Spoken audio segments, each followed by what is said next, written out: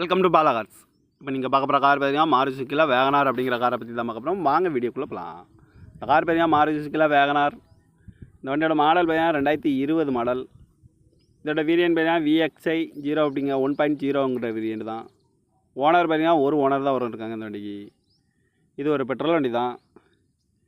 Kilometre பார்த்தீங்கன்னா 19,200 kilometre தான் running ஆகிருக்கு. கம்பெனி சர்வீஸ் கடவோட வண்டி வரும்னு இருக்காங்க. இதுக்கு இன்சூரன்ஸ்னு பார்த்தீங்கன்னா 26/10/2024 வரைக்கும் இன்சூரன்ஸ் எடுத்து வச்சுருக்காங்க.